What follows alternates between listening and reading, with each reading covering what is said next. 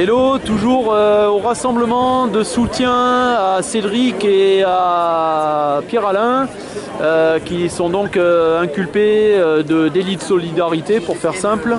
Donc on est toujours devant le tribunal de Nice.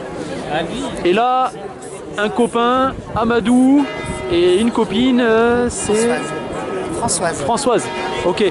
Donc Françoise qui est venue jusque de Marseille pour avec des copines, voilà. Venir, oui. Pour soutenir, d'accord. Donc environ 200 km.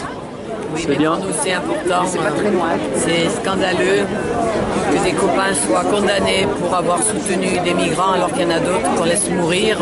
Moi, je trouve que ça, c'est un scandale. Voilà. Et donc, c'est vrai que j'avais envie d'être là aujourd'hui. Voilà. Pour moi, c'était important. C'était une conscience importante d'être là. Je n'aurais pas pu ne pas venir. Voilà. Pour dire que c'est scandaleux qu'on soit encore dans une société parce qu'on protège des hommes qui fuient leur pays, qu'on ose encore refuser ce soutien-là. Moi, je trouve que ça me dépasse. Voilà. C'est pas le monde dans lequel je pensais qu'on allait vivre. Au pays, en plus, qui se dit être celui des droits de l'homme. Oui. Où il y a marqué, en gros, là-haut, on peut le voir, liberté, égalité et fraternité. Voilà. Qui ne sont que des mots en ce moment. Voilà, complètement. Non, ils ne sont pas que des mots. Je pense qu'il faut dire aussi qu'il y a des gens qui essaient de bouger par rapport à ça. Si on est là, c'est que nous, on y croit à ça. À la liberté, à l'égalité et à la fraternité entre tous. D'où qu'on vienne.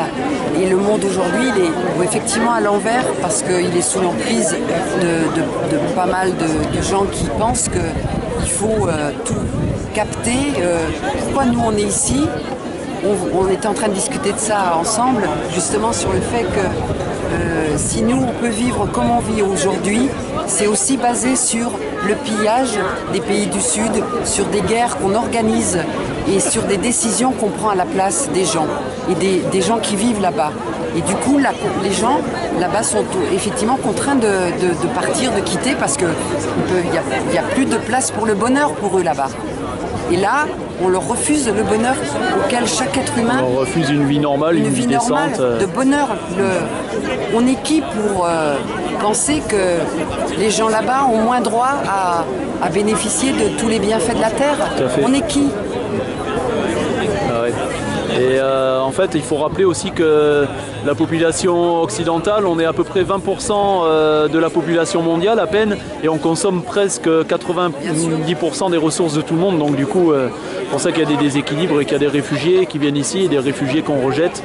Et là, je suis avec Amadou aussi, qui est bien engagé dans le sujet, qui milite depuis longtemps, depuis des années. Oui, qui milite à SOS Racisme, qui était ancien président de SOS Racisme dans les Alpes-Maritimes.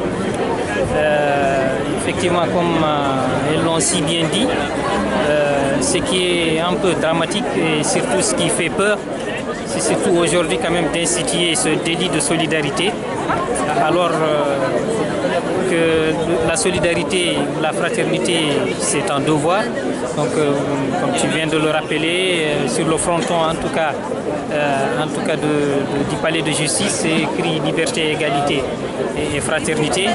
Malheureusement, dans un contexte où justement donc il y a de plus en plus de difficultés dans le monde, encore plus dans les pays du Sud, c'est qu'on puisse en arriver aujourd'hui à condamner des gens dont le seul tort a été justement d'accueillir des migrants pour leur donner un tant soit peu de solidarité.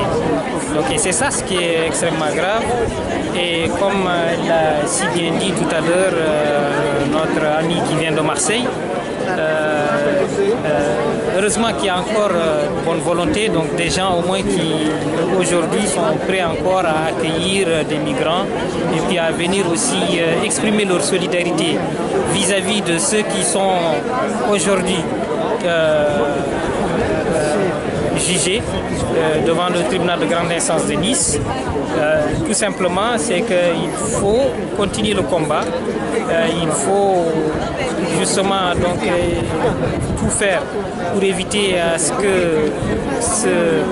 que justement donc ces personnes-là soient condamnées et voilà exprimer une solidarité vis-à-vis des migrants de façon générale et des réfugiés.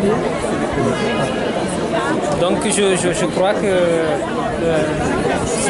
sur le sujet, on était en train de discuter, comme elle l'a dit, donc il y a énormément de choses à revoir, c'est-à-dire qu'il faudrait voir les choses en amont plutôt que de les voir justement donc, ici à 28 000, parce que quand même, il y a bien des raisons pour que les gens quittent leur pays, qu'ils embarquent dans des embarcations de fortune, avec tout le risque qu'il y a, et que quand ils débarquent, quand ils ont la chance de débarquer et que finalement que les populations ne puissent même pas les prendre en charge alors que ça devait revenir à l'État de les prendre en charge, surtout quand ils sont dans un pays démocratique, en tout cas vitrine des droits de l'homme. Ça devient quand même ahurissant qu'on traduise aujourd'hui des personnes devant les tribunaux pour avoir aidé des humains, pour tout avoir simplement. aidé des humains, pour avoir justement donc donné de leur cœur pour soulager en tout cas les personnes qui sont dans la détresse. Bah ouais, c'est sûr. Mais là, tout à l'heure, nous étions à peu près 1000 personnes, je pense. Et là, un peu moins, mais il faut dire aux gens de surtout pas partir parce que on se demande si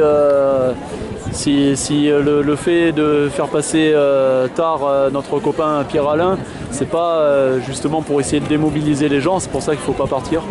Voilà. Moi, je pense qu'il y en a qui vont revenir. Non ? Ouais, peut-être, ouais, il y en a qui sont pas loin, qui vont revenir, ouais. Ouais, ok, merci de ces témoignages. Tu es de quel, parce que